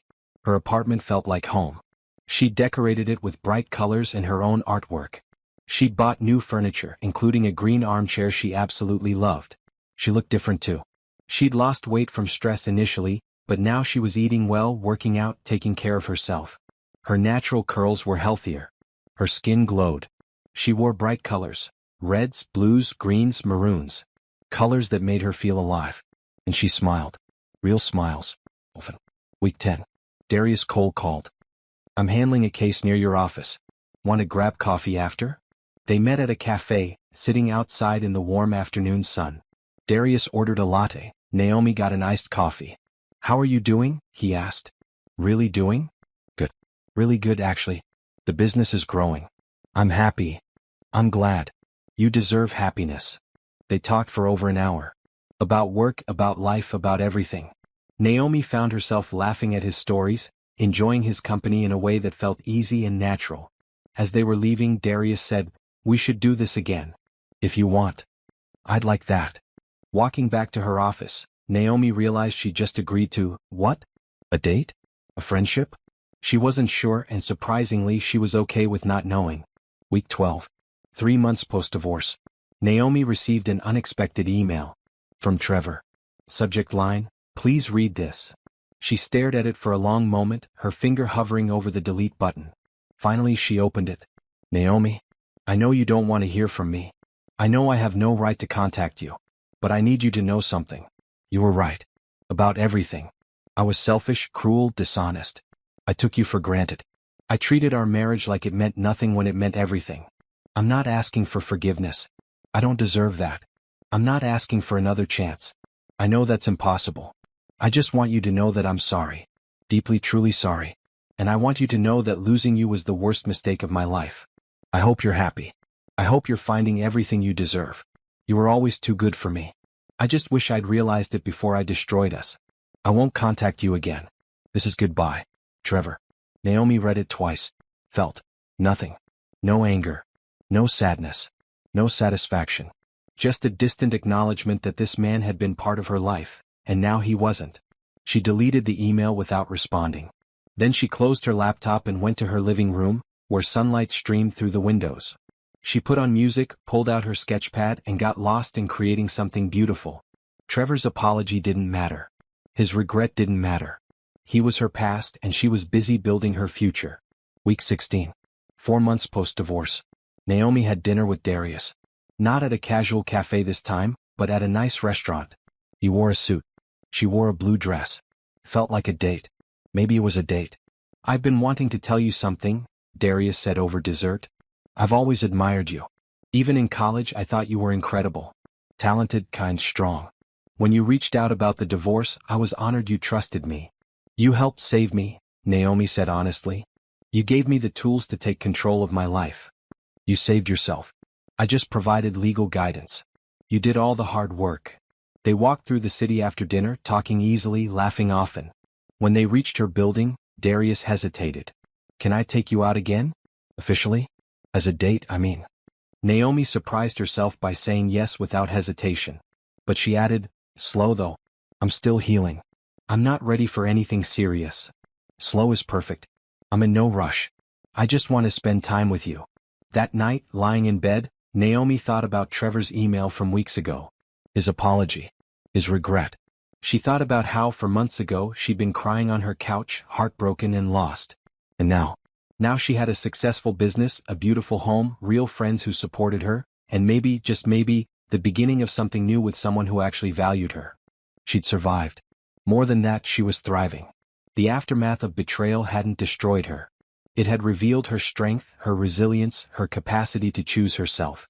And that, Naomi thought as she drifted off to sleep, was worth more than any marriage that required her to be small. 6 months after the divorce, Naomi Bennett woke up in her sun-filled bedroom and realized she couldn't remember the last time she'd thought about Trevor. Not in a conscious way, at least. He'd become background noise in her mind, a chapter that was finished and filed away. She stretched, the morning light painting everything golden, and smiled. Today was important. Bennett Rodriguez Creative Solutions was presenting to their biggest potential client yet, a tech startup looking for complete brand redesign. Naomi got out of bed and walked to her closet. She'd bought new clothes over the past months, building a wardrobe that reflected who she was becoming. Bright colors, confident styles. She pulled out a maroon blazer and matching pants, paired with a crisp white shirt. Professional. Powerful. Herself. Her phone buzzed while she was making coffee. Paula's text. Ready to crush this presentation? Naomi smiled and replied, born ready. The presentation was at 10. Naomi and Paula arrived 30 minutes early to set up, arranging their portfolio pieces on the conference room table. They'd worked on this pitch for 2 weeks, refining every detail. When the client team arrived, Naomi felt none of the nervousness she might have expected. She was confident. She knew their work was excellent. She knew what she was worth. Paula handled the introduction, and then Naomi walked them through the design concepts. She spoke clearly, passionately, about color theory and brand identity and market positioning. The clients were impressed. She could see it in their faces, the way they leaned forward, asked questions, exchanged glances. At the end, the CEO said, "When can you start?" Paula and Naomi exchanged a look of triumph. 2 weeks for initial concepts, Naomi replied.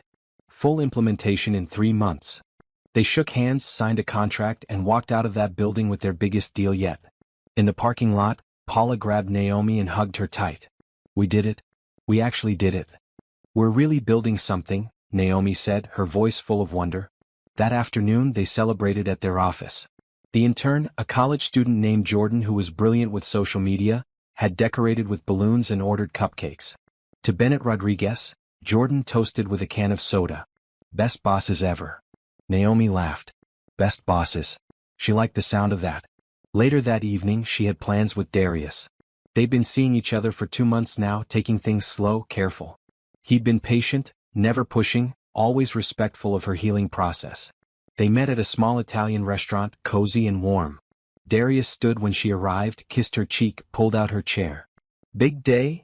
he asked, noticing her glowing expression. "Huge day. We landed the tech startup." "Naomi, that's incredible. I'm so proud of you." They ordered dinner and wine, talking easily about their days. Darius told her about a case he'd won, and Naomi shared details about the new client. Halfway through dinner, Darius reached across the table and took her hand. "I need to tell you something," he said. Naomi's stomach tightened. Was this the part where he said he wanted more than she could give? Where he got tired of slow? "I care about you," Darius continued. "A lot. And I know we're taking things slowly, which I respect completely. But I want you to know that I'm all in. Whenever you're ready, however much you can give, I'm here. No pressure. No expectations. Just here." Naomi felt tears prick her eyes. Good tears. Relief tears. "Thank you," she whispered. "For being patient. For understanding. You're worth the wait." They finished dinner and walked through a nearby park, the evening air cool and pleasant. Naomi felt comfortable with him, safe. It was different from what she'd had with Trevor. This felt like partnership, like equality, like someone actually seeing her. "Can I ask you something?" Darius said as they sat on a bench overlooking a pond. "Of course. Do you ever regret it? Leaving the way you did? Disappearing without giving him a chance to explain?" Naomi thought about it carefully. "No. I don't regret it. If I'd stayed, if I'd listened to his explanations and excuses, I might have believed them. I might have convinced myself to give him another chance. And then what? Live in constant suspicion? Wonder every time he worked late? Check his phone? That's not a life. That's not love." "You're right. Besides, there was nothing to explain. I read the messages. All 8 months of them. I saw the photos. I knew about the money. What could he possibly say that would change any of that?" "Nothing," Darius agreed. "You made the right choice. You saved yourself." They sat in comfortable silence, watching the pond reflect the evening light. Tell me about your business plans, Darius said. Where do you see Bennett Rodriguez in a year? 5 years. Naomi's face lit up. This was her favorite topic. In a year, I want to have 10 solid clients and maybe hire another designer. In 5 years, I want us to be the go-to design firm in Atlanta. I want to expand, maybe open a second office. I want to mentor young designers, give them opportunities. You'll do it? I have no doubt. Walking back to her car later, Darius kissed her goodnight. Soft, gentle, respectful. Not demanding more than she was ready to give. Driving home, Naomi thought about how different this felt from her marriage. With Trevor, especially toward the end, she'd always been trying to figure out what he wanted, how to make him happy, what she could do to keep his attention. With Darius, she just got to be herself. Her ambitions, her goals, her pace. And he celebrated it all. Week 20. 5 months post-divorce. Naomi bought a house. It wasn't huge. Just a small 2-bedroom with a yard and a garden space. But it was hers. Completely hers. She'd saved money from the business, gotten a mortgage in her name alone, picked every detail herself. Brenda helped her move in along with Paula and Jordan and even Darius. They carried furniture, hung artwork, arranged rooms. Naomi's bedroom had cream walls she planned to paint blue. The second bedroom became her home office. The living room had large windows that let in beautiful natural light. It's perfect, Brenda said, looking around the empty living room. New house for your new life. That night, after everyone left, Naomi sat on her new back porch, looking at the small yard. She imagined planting flowers in the spring. Maybe tomatoes. Maybe herbs. This was hers. Her home. Her sanctuary. No shared space. No compromises. No lies hiding in corners. Week 24. 6 months exactly since Trevor had left for New York. Naomi marked the day privately. Not with celebration or sadness, just acknowledgement. 6 months ago her world had collapsed. Today she was stronger than she'd ever been. She met Dr. Kim for their weekly session. How are you feeling about the 6-month mark? Dr. Kim asked. Good. Really good. I keep waiting for some wave of sadness or anger, but it's not coming. I just feel free. That's healthy. You've done the work to process the grief and betrayal. You're moving forward genuinely, not just avoiding feelings. I still have nightmares sometimes. That's normal. Trauma takes time to fully heal. But you notice they're less frequent now? Naomi did notice. The nightmares that had been nightly at first now happen maybe once every 2 weeks. And they were less intense, less frightening. I'm proud of you, Dr. Kim said. You could have let this break you. Instead, you used it to build something better. Week 26. Naomi received a wedding invitation in the mail. A former colleague was getting married, and apparently Naomi was still on the invitation list from the joint invitations she and Trevor used to receive. The invitation said, Naomi Bennett and guest. She stared at it for a long moment. A wedding. Social event. People who knew her as Trevor's wife asking questions about the divorce. But then she thought, screw it. She had a life now. A successful business. A beautiful home. Someone who cared about her. She called Darius. Want to be my +1 to a wedding next month? I'd love to. The wedding was beautiful. Held in a garden, everything decorated in soft pastels and white. Naomi wore a green dress, new and beautiful, with heels that made her feel tall and confident. Darius wore a sharp gray suit and stayed by her side all evening, his hand on the small of her back, reassuring and warm. People did ask about Trevor. Where's your husband? Naomi answered simply each time, we're divorced. This is Darius. She introduced him as her boyfriend the first time she'd used that word. It felt right. No one pressed for details. A few people expressed condolences, but mostly they just moved on to other topics. Dancing with Darius that evening, slow and close, Naomi realized she wasn't pretending to be over Trevor. She actually was over him. The healing was real. Week 30. 7 months post-divorce. Nearly 8. Bennett Rodriguez Creative Solutions hired their second full-time employee, a recent graduate named Riley with incredible illustration skills. The office was busier now, full of energy and creativity. Naomi loved coming to work, collaborating with Paula, mentoring Jordan and Riley. She designed the office space herself. Bright colors on the walls, comfortable furniture, large windows, plants everywhere. It reflected everything she valued: light, growth, creativity, collaboration. One afternoon, Paula caught Naomi smiling at nothing while working on a design. What are you thinking about? Paula asked. Just how different life is now. How happy I am. You deserve it. You really do. So do you? Thank you for doing this with me. Building this business. Are you kidding? This is my dream too. We're building our empire one logo at a time. They laughed together, and Naomi felt overwhelming gratitude for this friendship, this partnership, this new life. Week 32. 8 months post-divorce. Naomi stood in her garden, wearing old jeans and a red t-shirt, dirt under her fingernails, planting tomato seedlings. The Atlanta sun was warm on her back. Birds sang in nearby trees. Her small house sat behind her, windows open, music drifting out. She'd planted flowers along the fence, bright yellows and purples and pinks. The garden was taking shape, becoming something beautiful through her care and attention. Darius arrived with lunch, and they ate on her back porch, talking about nothing important, just enjoying each other's company. "I love seeing you like this," Darius said. "Relaxed. Happy. This is who you're meant to be. I feel like myself again. Actually, I feel like a better version of myself. Stronger. Clearer about what I want." "And what do you want?" Naomi looked around at her garden, her house, at Darius sitting beside her. "This. Exactly this. My own success. My own space. People who value me. Honest relationships. Simple happiness." Darius kissed her forehead. "You've got it." That evening, after Darius left, Naomi walked through her house. 2 bedrooms, 1 bathroom, a small kitchen, a cozy living room. Every piece of furniture she'd chosen. Every decoration reflected her taste. Every corner was hers. No wedding photos on the walls. No reminders of broken promises. Just her art, her life, her choices. She stood in her bedroom, looking at herself in the mirror. The woman looking back was different from the one who discovered those messages 8 months ago. This woman wore bright colors. This woman smiled genuinely. This woman knew her worth. This woman had built a business, bought a house, planted a garden, opened her heart carefully to someone new. This woman had survived betrayal and come out stronger. Naomi touched her reflection in the mirror, a promise to herself. Never again would she make herself small for someone else. Never again would she beg for crumbs. Never again would she accept less than she deserved. She'd rebuilt herself from nothing into something solid and real and beautiful. And she'd done it on her own terms, in her own time, in her own way. The rebuilding was complete.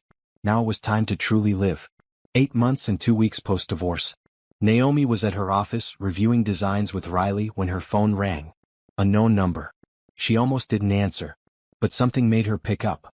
"Hello? Naomi Bennett?" A woman's voice, professional but warm. "Yes, this is she. My name is Jennifer Santos. I'm a reporter for Atlanta Magazine. I'm working on a feature about successful women entrepreneurs, and your name came up multiple times. Would you be willing to talk to me about Bennett Rodriguez Creative Solutions?" Naomi's heart skipped. "A magazine feature?" "Yes. We're highlighting women who've built thriving businesses. Your story is impressive. I'd love to interview you and Paula if you're interested." They scheduled an interview for the following week. Naomi immediately called Paula, who screamed with excitement. "A magazine feature? Naomi, this is huge for the business." The interview took place at their office. Jennifer Santos was a woman in her 30s, sharp and friendly, with a notebook and recorder. She asked about their background, their business philosophy, their goals. Naomi and Paula talked enthusiastically about their work, their clients, their vision for the future. Near the end, Jennifer asked, "What inspired you to start the business? What was the catalyst?" Naomi paused. She hadn't talked publicly about the divorce, about the real reason she'd needed a fresh start. But she also believed in honesty.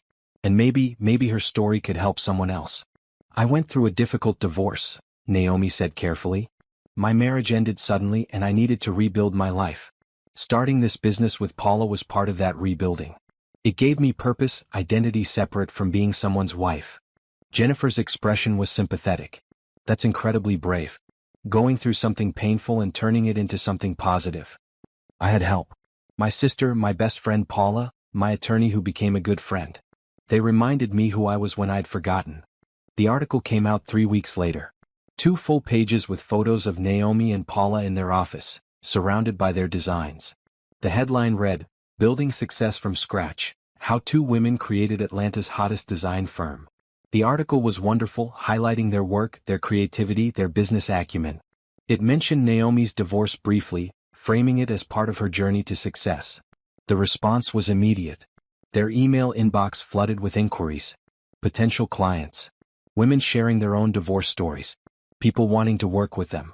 Within a week, they had 6 new client consultations scheduled. We're going to need to expand, Paula said, looking at the calendar. We can't handle all this with just us and Riley and Jordan. Then we expand, Naomi said with growing excitement.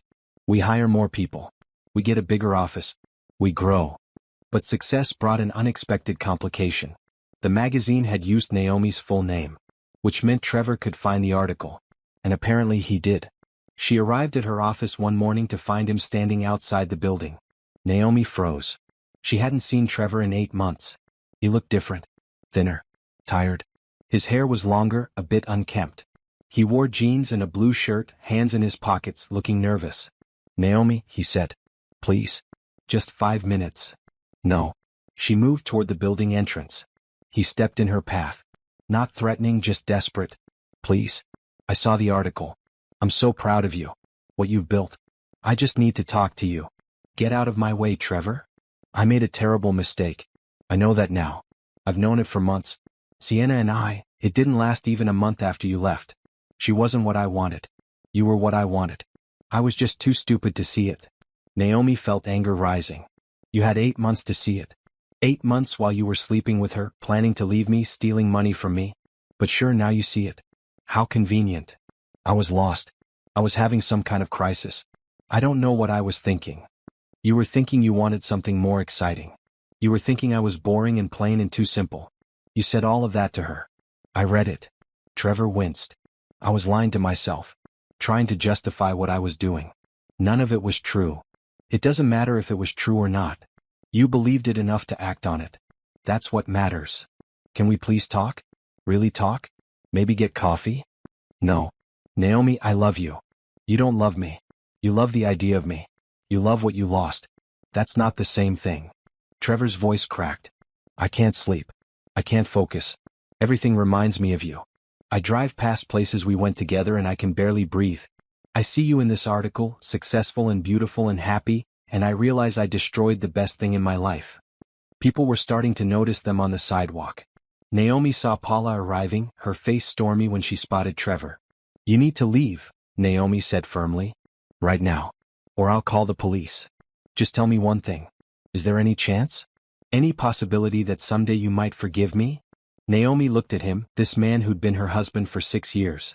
This man who'd blocked her number and gone to New York to test whether he wanted her. This man who'd betrayed her in every way possible. She felt nothing. No anger. No sadness. No love. Nothing. Trevor, I forgave you months ago. Not for you. For me.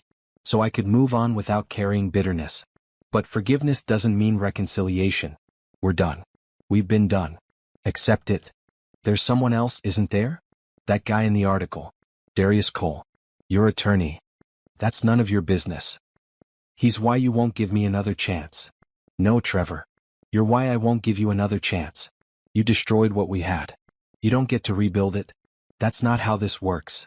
Paula reached them, put her arm around Naomi protectively. She asked you to leave. So leave. Or I'm calling the cops. Trevor looked between them, finally realizing he had no power here. No leverage. No chance. I'm sorry, he whispered. I'm so sorry. I know, Naomi replied. But sorry doesn't fix this. Goodbye, Trevor. She walked into the building with Paula, not looking back. Inside, safe in their office, Naomi's hands shook. She sat down hard in her chair, breathing deeply. Are you okay? Paula asked, kneeling beside her. I'm fine. I wasn't expecting to see him.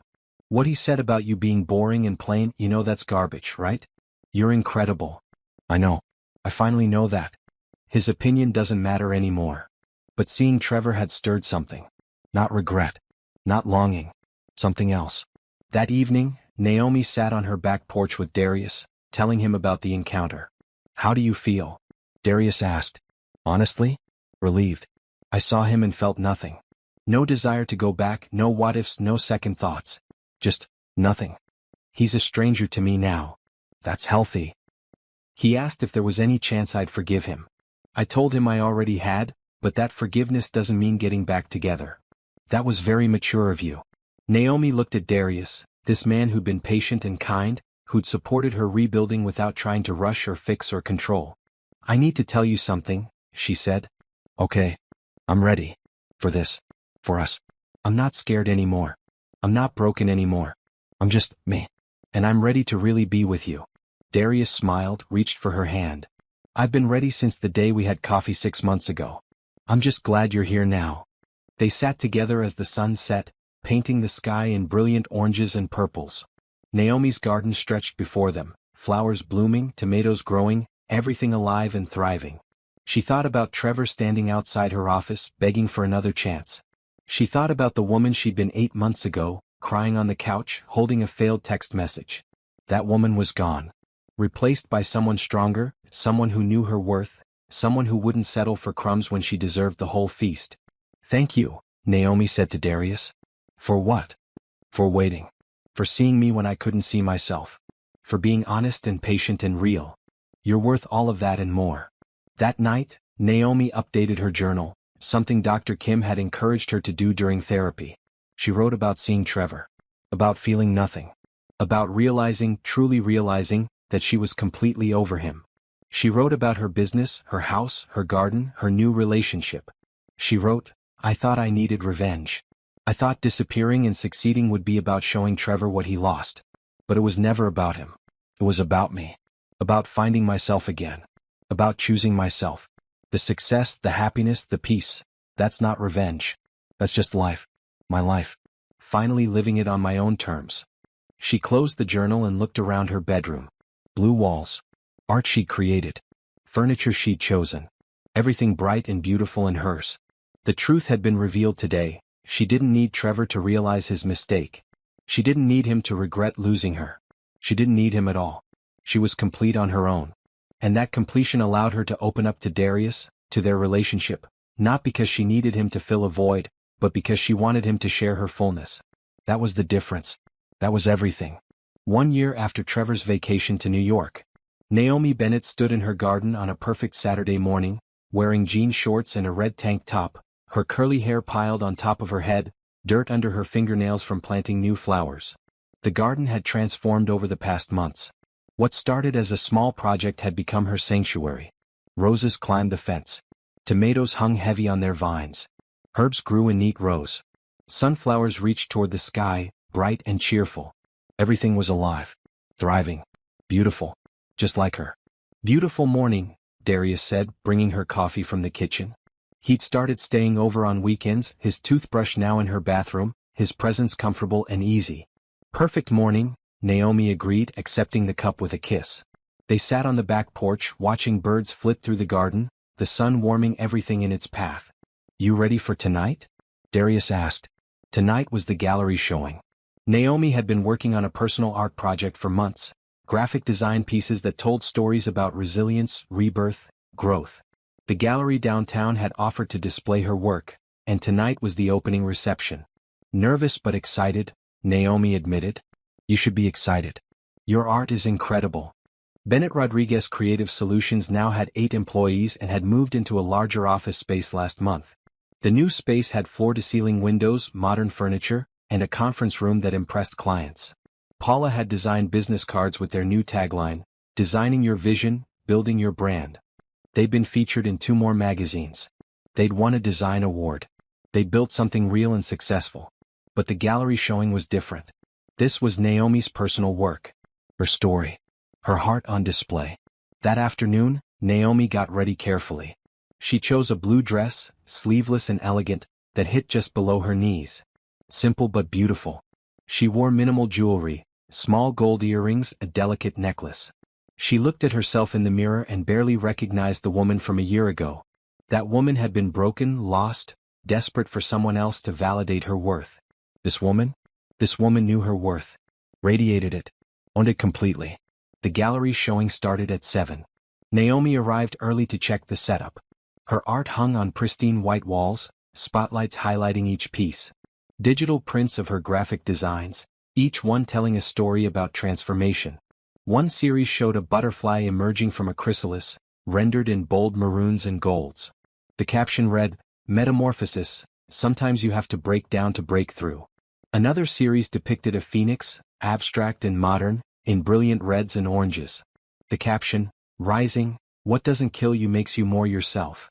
A third series showed a garden growing through cracked pavement, greens and purples and blues. The caption, "Blooming, beauty finds a way even in broken places." People started arriving. Friends, clients, strangers who'd heard about the show. Paula came with her girlfriend. Brenda brought her husband and kids. Jordan and Riley from the office. Dr. Kim. Other designers Naomi had networked with over the year. And Darius, of course, staying close but not hovering, letting her shine. A woman approached Naomi, middle-aged with kind eyes. "These pieces are beautiful. The butterfly series especially. It speaks to me." "Thank you. They're about personal transformation." "I can feel that. I went through a divorce 2 years ago." "Your art captures that process of becoming someone new." They talked for a while and the woman ended up buying 2 prints. Similar conversations happened all evening. People connecting with the art, sharing their own stories of resilience, of rebuilding, of finding themselves after loss. Naomi realized her story wasn't unique. So many people had experienced betrayal, heartbreak, the destruction of what they thought was forever. But they'd survived. They'd rebuilt. They'd grown. Near the end of the evening, a journalist from the Atlanta Arts Review approached. "I'd love to interview you about this collection. About the inspiration behind it." "I'd be happy to talk." The journalist, a woman named Amanda, pulled out her notebook. "Your work has a clear theme of transformation and growth. What inspired this particular series?" Naomi took a breath. "A year ago my marriage ended suddenly. I discovered my husband had been having an affair for 8 months. He'd gone on a solo vacation and blocked my phone number, leaving me alone while he decided if he wanted to stay married. While he was gone I found out everything. And I made a choice. I wasn't going to wait for him to decide my fate. I disappeared before he came back. I rebuilt my life completely. This art series is about that journey." Amanda wrote quickly. "That's powerful. And clearly you've not just survived but thrived. The business, the art, this showing. How did you do it?" "I had help.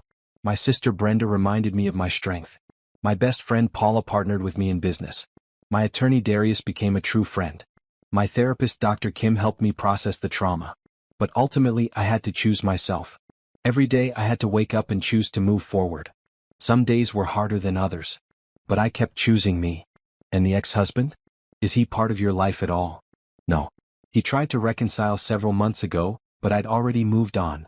Completely. He's not a villain in my story. He's just not in my story anymore. The story is about me, not about him or what he did. It's about what I built from the ashes." Amanda smiled. "That's a beautiful perspective. Thank you for sharing." After the journalist left, Darius came over, put his arm around Naomi's waist. "You were brilliant. Honest and powerful and graceful. I meant every word." As the gallery cleared out, Naomi walked through the space one more time, looking at her art on the walls. Pieces of her journey, her pain, her growth, displayed for the world to see. She'd sold 7 pieces tonight. 7 people connected enough with her story to take it home with them. But more than that, she'd reclaimed her narrative. She wasn't Trevor's ex-wife. She wasn't a victim of betrayal. She was Naomi Bennett, artist, entrepreneur, survivor, warrior. Later that night, back at her house, sitting on the back porch with Darius under a sky full of stars, Naomi reflected on the past year. 12 months ago, Trevor had blocked her number and gone to New York. He'd thought he was the one making decisions about their future. Instead, she'd made the decision. She'd chosen to leave first, to disappear completely, to build a life so full and rich that his absence didn't leave a hole, it left space for something better. "What are you thinking about?" Darius asked, noticing her quiet smile. "Just how different everything is now. A year ago I was falling apart. Today I have everything I never knew I wanted. You built it yourself. With help from people who actually cared about me." She squeezed his hand. "Thank you for being one of those people. Always." They sat in comfortable silence, the garden around them a testament to what patience and care could create. The flowers bloomed in the moonlight. The tomato vines swayed gently in the breeze. Everything growing, everything alive. 2 weeks later, Naomi received the interview from Atlanta Arts Review in her email. The headline read, "From Heartbreak to Hope, How One Artist Transformed Pain into Purpose." The article was beautiful, telling her story with sensitivity and strength. It quoted her extensively and the photos of her art were stunning. Paula called immediately. "This is going viral on social media. People are sharing it everywhere. The business email is exploding." "Good exploding or bad exploding?" "Amazing exploding." So many people connecting with your story. We're getting inquiries from all over the state. Naomi, this is going to take us to the next level. And it did. Within a month, Bennett Rodriguez Creative Solutions had a waiting list for new clients. They hired 3 more designers. They started planning for a second office in Savannah. Naomi's art prints sold out online. The gallery ordered more. A corporate office wanted to commission a series for their headquarters. Success built on top of success. But more than the professional wins, Naomi felt at peace. Truly deeply at peace. She'd stopped having nightmares months ago. Stopped jumping when she saw tall men with Trevor's build. Stopped wondering what might have been if things had gone differently. She looked forward now, not back. 6 months after the gallery showing, Darius and Naomi took a trip together. They flew to Jamaica, the same island where Naomi and Trevor had honeymooned years ago. Naomi had hesitated when Darius suggested it, worried about ghosts and memories. But then she'd realized, she wasn't that person anymore. Jamaica was just an island. Beautiful. Tropical. Perfect for vacation. She wouldn't let Trevor's memory ruin something beautiful. They stayed at a different resort on a different beach. They swam in clear blue water. They ate fresh seafood. They watched the sun set over the ocean, painting everything in brilliant golds and oranges and pinks. One evening, walking along the beach, Darius stopped and took both her hands. Naomi, I need to say something. Her heart skipped. His tone was serious, nervous. I love you. I've loved you for months, but I wanted to wait until I knew you were ready to hear it. You're the strongest, most incredible woman I've ever met. You've taught me about resilience, about choosing yourself, about real strength. And I want to spend my life supporting your dreams, celebrating your success, being your partner. Not because you need me, but because we're better together. Tears filled Naomi's eyes. Good tears. Happy tears. I love you too, she said. And you're right. We are better together. He kissed her then, soft and sweet, the ocean waves washing over their feet. I'm not asking for forever yet, Darius said. I just needed you to know how I feel. Thank you for not rushing me. For letting me heal in my own time. You're worth the wait. You'll always be worth the wait. They walked back to their hotel hand in hand, the Caribbean night warm and perfect around them. Naomi thought about forever, about vows, about promises. She wasn't afraid of them anymore. But she was wiser now, more careful. She knew that words were easy. Actions mattered. Consistency mattered. Honesty mattered. And Darius had shown her all of that, day after day, month after month. Maybe someday there would be another wedding. Another set of vows. Another chance at forever. But she wasn't in a hurry. She was happy right now, in this moment, with this man, in this beautiful place. She was free. She was whole. She was loved in a real, honest, respectful way. And she was herself. Fully, completely, unapologetically herself. 1 year and 8 months after Trevor's vacation, Naomi stood in her garden, now fully mature and bursting with life. Roses in every color. Vegetables ready for harvest. Herbs fragrant in the sun. She wore a maroon sundress, her hair loose and natural, her face glowing with health and happiness. Brenda was visiting, sitting on the porch with iced tea. You've really created something special here, little sister. It's my sanctuary. My reminder that beautiful things can grow from nothing if you tend them carefully. Are you talking about the garden or your life? Naomi laughed. Both. They sat together in comfortable silence, and Naomi felt profound gratitude for her sister, for her unwavering support during the darkest time. Do you ever think about him? Brenda asked carefully. Trevor? Sometimes. But only in the way you'd think about a book you once read. Like, oh yeah, that happened. There's no emotion attached anymore. Good. You deserve to move forward without that weight. I have moved forward. So far forward that the past feels like someone else's life. That evening, Naomi hosted a dinner party. Paula and her girlfriend, Darius, Jordan and Riley from work. A few other friends she'd made over the past year. They ate on her back porch, surrounded by the garden, laughing and talking and celebrating simple joy. Looking around at these people, at this life she'd built, Naomi felt overwhelming happiness. This was her revenge, she supposed. Not against Trevor specifically, but against the narrative that betrayal had to break you. That divorce had to define you. That being chosen second meant you were second best. Her revenge was thriving. Was building a successful business. Was owning a beautiful home. Was cultivating a garden and meaningful relationships. Was creating art that resonated with people. Was finding love again with someone who actually valued her. Her revenge was becoming more herself than she'd ever been when she was trying to fit into someone else's vision of who she should be. That night, after everyone left, Naomi stood alone in her living room. The house was quiet, clean, full of furniture she'd chosen and art she'd created.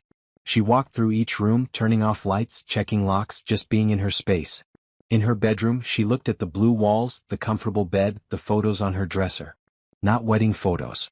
Photos of her and Brenda. Her and Paula at their office opening. Her and Darius in Jamaica. Her artwork from the gallery. Images of her real life. Her real self. She got ready for bed, went through her nighttime routine, crawled under soft covers. As she was drifting off to sleep, she thought about the letter she'd left Trevor a year and a half ago. The one where she'd said goodbye, explained her choice, taken control of her narrative. That letter had been her closing statement on that chapter of her life. This life now, this beautiful, full, joyful life, was her opening statement on everything that came after. Trevor had blocked her before his vacation, thinking he was the one with power. Thinking he was the one making choices. But Naomi had made the real choice. She'd chosen herself. And in doing so, she'd chosen everything. Freedom, peace, success, love, happiness. All of it hers. All of it earned. All of it real. She fell asleep smiling, the moonlight streaming through her window, her garden outside growing in the dark, preparing to bloom again when the sun rose. Just like her. Always blooming. Always growing. Always choosing herself. Forever.